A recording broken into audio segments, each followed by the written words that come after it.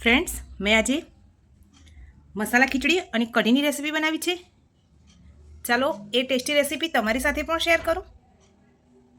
એક બાઉલમાં 2 કપ બાસમતી ચોખા લીધેલા છે મેં. તમે અહીંયા ખીચડી ચોખા પણ લઈ શકો છો. એક નાની વાટકી જેટલી તુવરની દાળ લઈશું. એક નાની વાટકી મગની ફોતરાવાળી દાળ લઈશું. એક નાની વાટકી મગની મોગળ દાળ લઈશું. તમે તમારી પસંદ મુજબ અલગ અલગ દાળ લઈ શકો છો. મેં અહીંયા 3 પ્રકારની દાળ લીધેલી છે. હવે આને સાફ પાણીથી 2 થી 3 વખત ધોઈ લઈશું.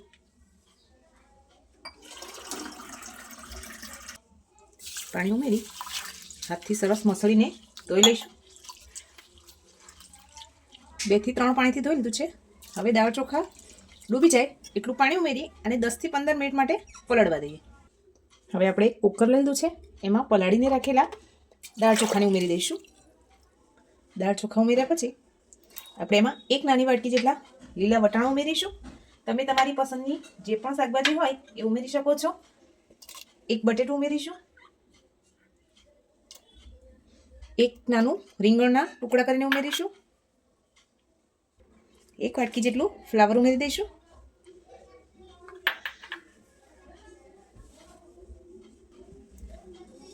આપણે 2 વાટકી ચોખા અને બધી દાળ મિક્સ કરીને 3 વાટકી જેટલું દાળ અને ચોખા થાય છે. તો આપણે એમાં 2 ગણું પાણી ઉમેરીશું. તો 2 વાટકી જેટલું પાણી તો છે જ અંદર. તો બીજી 4 વાટકી પાણી ઉમેરી દઈશું. આ ખીચડી આપણે એકદમ લચકો બનાવીશું. હવે આપણે આમાં 1 નાની ચમચી જેટલી હળદર ઉમેરીશું. સ્વાદ પ્રમાણે મીઠું ઉમેરી દઈશું. 1 ચમચી જેટલું ઘી ઉમેરી દઈએ.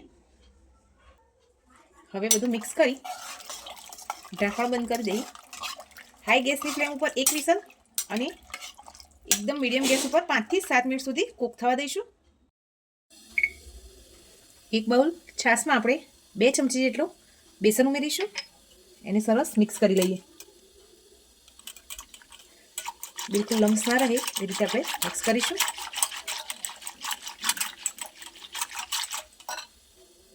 એક ખાણીમાં આપણે 8 થી 10 કળી લસણની અને લીલા મરચાંના આ રીતે ટુકડા કરીને ખાંડી લઈએ.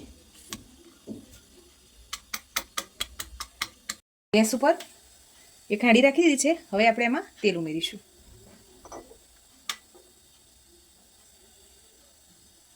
તેલ ગરમ થઈ જાય એટલે એમાં હિંગ ઉમેરીશું. 2 થી 3 લવિંગ ઉમેરી દઈએ. લવિંગ સરસ ફૂટી જાય પછી એમાં લીલા મરચાં અને લસણની પેસ્ટ ઉમેરીશું.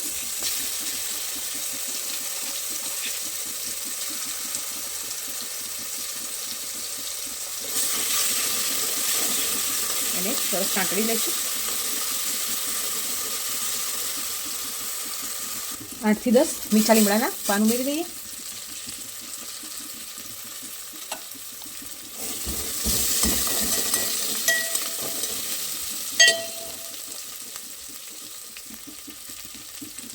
હવે એમાં હળદર પાવડર ઉમેરીશું.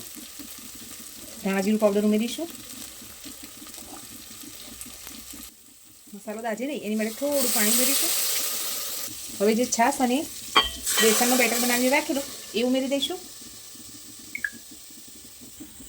થોડું પાણી ઉમેરી દઈશું. હવે આને સરસ એક ઉભરો આવે ત્યાં સુધી હલાવતા રહીશું જેથી આપણી છાશ ફાટે નહીં. કઢી આપણી સરસ ઉકળવા લાગી છે. હવે એને બીજા ગેસ ઉપર મૂકીશું અને આના ઉપરથી તડકાની તૈયારી કરીશું. વઘારિયામાં તેલ ઉમેરીશું.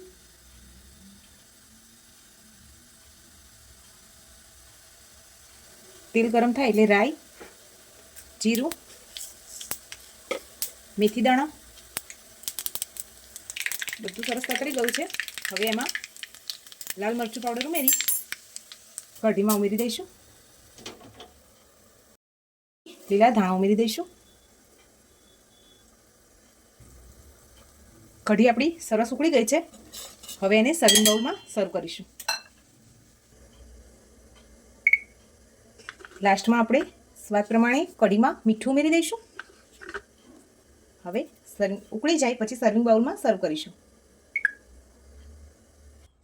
ફ્રેન્ડ્સ, આપણે કુકરનું ઢાંકણ ખોલી દીધું છે. તમે જોઈ શકો છો એકદમ લચકો ખીચડી બનીને તૈયાર થઈ છે. હવે એને જે વઘાર કરવાનો છે એની તૈયારી કરી લઈએ.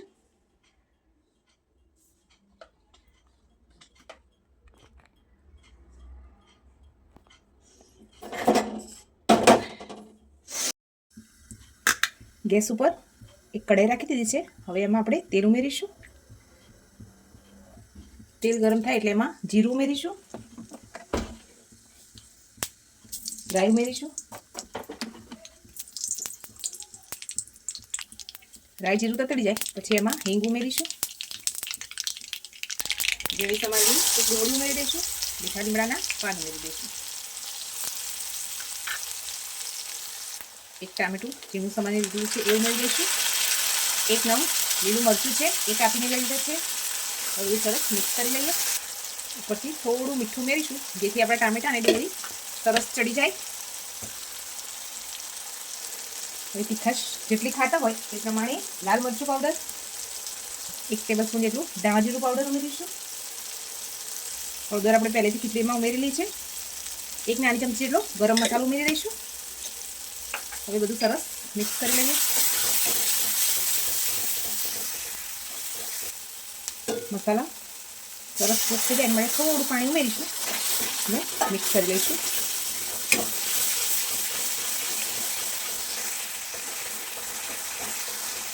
હવે આ મસાલાને આપણે ખીચડીમાં ઉમેરી દઈએ.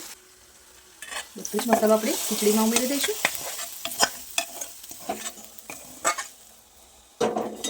સરસ મિક્સ કરી લઈશું.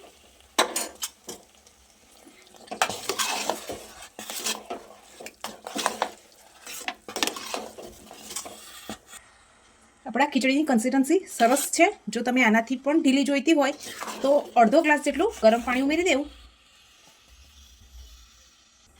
હવે લાસ્ટમાં લીલા ધાણાને કટ કરીને ઉમેરી દઈશું. ખીચડી આપણી તૈયાર થઈ ગઈ છે. હવે એને સર્વિંગ પ્લેટમાં સર્વ કરીએ. આપણી મસાલા ખીચડી અને કઢી બનીને તૈયાર છે. ઉપરથી ઘી ઉમેરી દઈશું. ફ્રેન્ડ્સ, તમને મસાલા ખીચડી અને કઢીની રેસીપી કેવી લાગી છે એ મને કમેન્ટ કરવાનું ભૂલતા નહીં. લાઇક, શેર અને સબસ્ક્રાઈબ પણ કરી દેજો. Thank you.